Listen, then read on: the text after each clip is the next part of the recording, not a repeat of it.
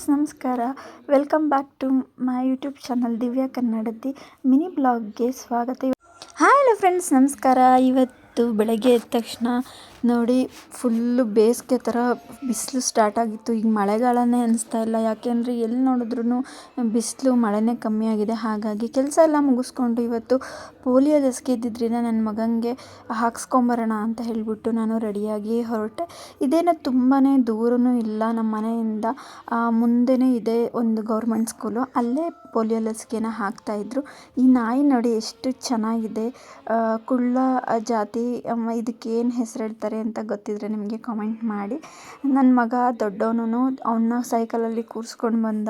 ಅವನಿಗೆ ಆ್ಯಕ್ಚುಲಿ ಎಲ್ಲಿ ಕರ್ಕೊಂಡು ಹೋಗ್ತಿದ್ದೀವಿ ಅಂತಲೇ ಗೊತ್ತಿಲ್ಲ. ಫೈನಲಿ ಸ್ಕೂಲ್ ಹತ್ರನೇ ಬಂದ್ವಿ. ಅವನಿಗೆ ಈ ಥರ ಇಂಜೆಕ್ಷನ್ನು ಅಥವಾ ಬೇರೆ ಯಾರನ್ನ ನೋಡಿದ್ರೆ ಒಂಥರ ಭಯ ಅನಿಸುತ್ತೆ ಅವನಿಗೆ.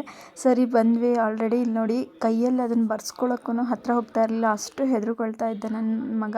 ನಾನು ಹಠ ಮಾಡಿ ನೈಲ್ ಪಾಲಿಶ್ ಹಚ್ತಾರೆ ಅಂತ ಹೇಳಿಬಿಟ್ಟು ಹೋಗ್ಬಿಟ್ಟು ಹಾಕ್ಸಿದ್ದಕ್ಕೆ ಕೈಗೆ ಹಾಕ್ಸ್ಕೊಂಡ. ನೋಡ್ಕೊತ ಇದ್ದಾನೆ ನೋಡಿ ಹೆಂಗೆ ನೋಡ್ಕೊತ ಇದ್ದಾನೆ ಅಂತ. ಹಾಗೆ ಬಾಯಲ್ಲಿ ನಿನಗೆ ಜ್ಯೂಸ್ ಹಾಕ್ತೀನಿ ಇರು ಅಂತ ಹೇಳಿಬಿಟ್ಟು ಅವರು ತೆಗ್ಸಿದ್ರು ಬಾಯಿನ. ಅವನ ರಿಯಾಕ್ಷನ್ ಮಾತ್ರ ನೋಡಿ ಯಾವ ರೀತಿ ಮಾಡಿದ್ದಾನೆ ಅಂತ. ಅವನಿಗೆ ಚೂರು ಚೆನ್ನಾಗಿರಲಿಲ್ಲ, ಆ ಥರ ಮಾಡ್ತಾಯಿದ್ದ. ತುಂಬ ಚೆನ್ನಾಗಿರಲಿಲ್ಲ ಅಂತ ಓಡ್ಕೊಂಡೇ ಬಂದ್ಬಿಟ್ಟೆ ನನ್ನ ಹತ್ರ.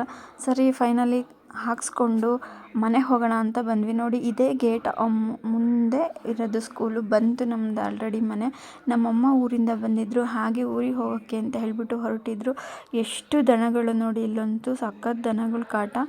ನಮ್ಮ ಮನೆಯವರು ನಮ್ಮಮ್ಮನ್ನ ಬಿಟ್ಟು ಬರಬೇಕಾದ್ರೆ ಪಾಪಡಿ ತೊಗೊಂಬಂದಿದ್ರು. ಇದು ಉತ್ತರ ಕರ್ನಾಟಕದ ಸ್ಪೆಷಲ್ ಒಂದು ಅಂತಲೇ ಹೇಳ್ಬೋದು. ನಾವು ಆ ಕಡೆ ಇದ್ದಿದ್ದರಿಂದ ನಂಗೊಂದು ಸ್ವಲ್ಪ ಇಷ್ಟ ಇದು, ತೊಗೊಂಬಂದಿದ್ರು. ಹಾಗೆ ಜಿಲೇಬಿ ತೊಗೊಂಬಂದಿದ್ರು. ಇದು ತುಂಬಾ ಚೆನ್ನಾಗಿತ್ತು ನೋಡಿ, ಕಲರ್ಲೆಸ್ ಜಿಲೇಬಿ. ಟೇಸ್ಟಿಯಾಗೂ ಇತ್ತು, ಬಿಸಿ ಬಿಸಿ ತಿನ್ನೋಕ್ಕೆ ಚೆನ್ನಾಗಿತ್ತು. Thank you so much.